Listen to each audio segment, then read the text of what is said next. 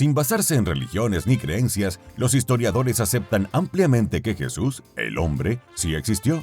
Sin embargo, en lo que no se ha llegado a un acuerdo es en su aspecto. Él era un galileo que nació y se crió en el Medio Oriente, así que lo más lógico es que se trataba de un hombre del Medio Oriente con el aspecto de un hombre del Medio Oriente. Pero no. En algún momento del camino, mágicamente se convirtió en un hombre blanco, y muchos cristianos occidentales ahora protegen dogmáticamente esta apariencia. De hecho, esta imagen de Jesús viene de la época bizantina, del siglo IV en adelante, y las representaciones bizantinas de Jesús eran simbólicas, estaban cargadas de significado, pero no necesariamente de precisión histórica. Tampoco Hollywood ha hecho mucho por aclarar la cosa. Peor aún, lo único que han aclarado es la piel de Cristo. Así que, ¿cómo sucedió exactamente esta transformación fenotípica? ¿Qué intereses predominaron para blanquear al buen Jesús?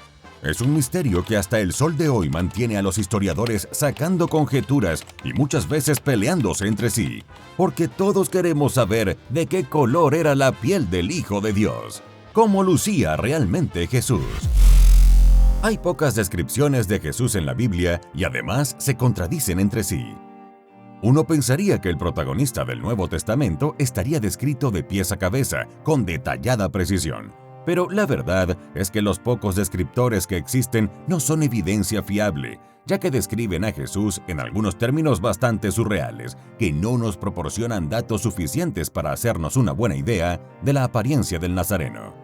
En la visión de Juan de Jesús en el libro del Apocalipsis dice: «El cabello de su cabeza era blanco como la lana, tan blanco como la nieve, y sus ojos como llamas de fuego.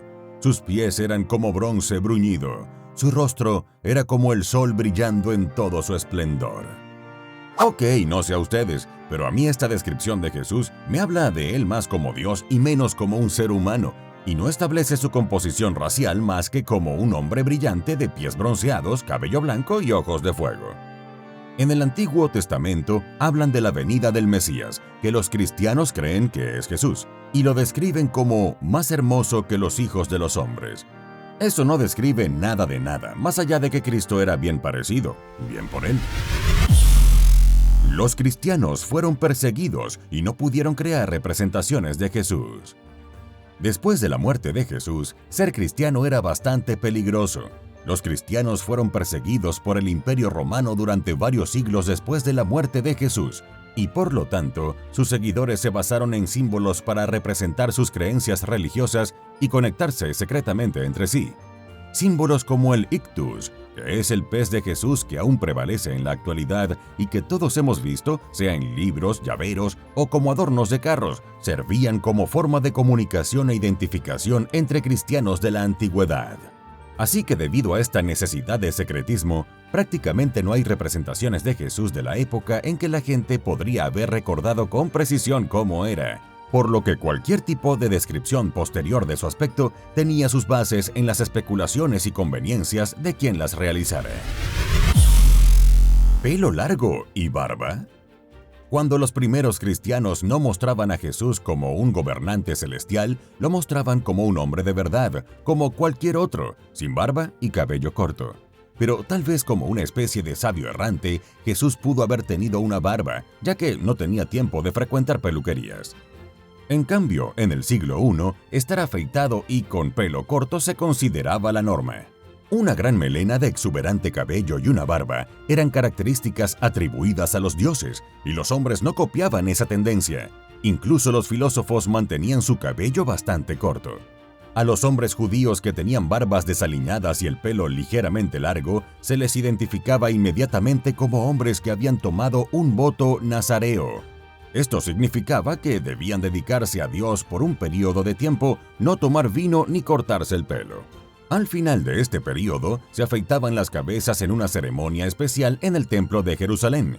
Pero al parecer, Jesús no tomó dichos votos, ya que en muchas oportunidades se le nombra bebiendo vino y hasta convertía el agua en tan suculento licor.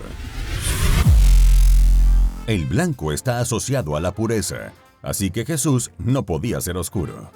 La asociación ancestral entre el color blanco y la pureza podría ser parte de la razón por la que Jesús era representado como blanco. El color blanco es frecuentemente un símbolo de pureza en la Biblia. Con frecuencia se hace referencia a Jesús como el Cordero de Dios y el Espíritu Santo a menudo se representa como una paloma blanca. Y aquí comienza a enfrentarse el blanco con el negro, o sea, lo puro contra lo impuro, para dar sentido a la idea de la esclavitud y el racismo. Los romanos no querían glorificar a una minoría oprimida. Las primeras representaciones de Jesús lo muestran con tez oscura y pelo corto. Sin embargo, en el siglo VI, los artistas bizantinos comenzaron a retratar a Jesús barbudo, con cabello largo y de piel blanca. ¿Por qué hicieron esto? Según los estudiosos del tema, en realidad Jesús habría pertenecido a una minoría étnica incluso durante su vida. Ya entonces los judíos eran marginados por romanos, griegos y otros grupos no judíos en muchas ciudades imperiales. Además de eso, de acuerdo con la Biblia, Jesús era contestatario y agitador y organizaba movimientos para ayudar a los pobres y necesitados contra los ricos y poderosos. Así que no era la imagen de Dios que el Imperio Romano quería publicitar. La versión romana de Cristo fue más pasiva y menos oscura, lo que la hacía más acorde a sus intereses y contribuyó directamente al Jesús blanco que prevalece en la actualidad. Las representaciones artísticas romanas se convirtieron en la corriente principal. En el siglo V, con la conversión al cristianismo del emperador romano Constantino, Jesús estaba de moda y las representaciones artísticas comenzaron a florecer en el Imperio Romano. La representación clásica de Jesús hoy, como un hombre blanco con cabello castaño largo, barba y un halo, se volvió la norma bajo Constantino. Como estas pinturas se crearon principalmente en Roma, es probable que pintaran a su Mesías de forma similar a ellos, con rasgos europeos y piel más clara, para profundizar su propia conexión con él. Los romanos asociaban a los no blancos con los no creyentes. En la Edad Media, el Imperio Romano había sido reemplazado por la autoridad papal, y ese período de tiempo estuvo marcado por las cruzadas contra las fuerzas musulmanas en Tierra Santa y sus alrededores, también conocidas como Jerusalén. La continua lucha religiosa durante este tiempo fue entre cristianos europeos y musulmanes del Medio Oriente. Por lo tanto, desde la perspectiva de las fuerzas cristianas, los no creyentes y el enemigo no eran blancos. A pesar de que Jesús probablemente se parecía más a estas personas que a los europeos, su imagen como hombre blanco fue crucial para las cruzadas y su misión. Así que pintar a Jesús parecido al enemigo no era una opción. Jesús blanco fue una herramienta necesaria para la esclavitud. La esclavitud se construyó sobre la premisa de que solo ciertos grupos raciales, como el blanco, poseían facultades de orden superior como la moralidad. Bajo esta forma de pensar, los africanos negros tenían almas sucias, si es que tenían, y se convirtió en el deber cristiano de los europeos convertirlos. Jesús blanco fue una herramienta esencial en esta lucha por las almas de los esclavos. La supremacía blanca fue utilizada en el cristianismo para colonizar y controlar antes y durante la esclavitud. Y Jesús representó la blancura, la pureza y la superioridad europea. Un Jesús con un aspecto más israelí simplemente no habría funcionado de la misma manera. Los nazis afirmaban que Jesús era ario.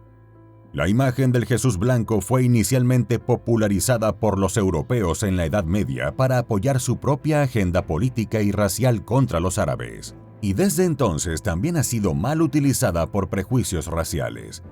En el siglo XIX, los nazis trataron de hacer a Jesús aún más blanco. La idea de que Jesús era ario, o específicamente nórdico, surgió en concordancia con el antisemitismo. Esos malvados intentaron separar a Jesús de sus raíces judías, lo que culminó en la ideología nazi del cristianismo positivo. El argumento afirmaba que había un judaísmo religioso separado de un judaísmo étnico o racial. Las teorías también afirmaban que Galilea, de donde era Jesús, era una región no judía que hablaba un idioma indoeuropeo, una teoría que ha sido ampliamente desacreditada. Pero, ¿cómo era el rostro de Jesús? Jesús era judío o de Judea, como se ha encontrado repetidas veces en una amplia variedad de literatura, incluso en las cartas de Pablo. La carta a los Hebreos dice: «Está claro que nuestro Señor descendía de Judá». Así que un judío de 30 años de ese tiempo tenía que tener un look bastante previsible. Y, adivinaste, no se parecía ni a Robert Powell ni a Willem Dafoe.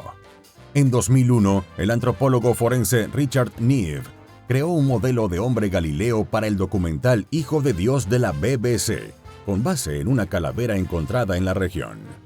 No dijo que fuera la cara de Jesús, solo tenía la intención de hacer que la gente lo considere como a un hombre de su tiempo y lugar. En fin, esta imagen es mucho más apropiada para imaginar al Jesús histórico que las adaptaciones del Jesús bizantino o de Hollywood. Tiene pelo corto, una barba ligera y lleva puesta una túnica corta con mangas cortas y un manto. Un hombre de verdad, un hombre de la gente, un hombre que por más de 2000 años nos mantiene hablando y especulando sobre él. Por eso esta historia tan increíble ahora forma parte de los coloridos archivos de Historia en Technicolor.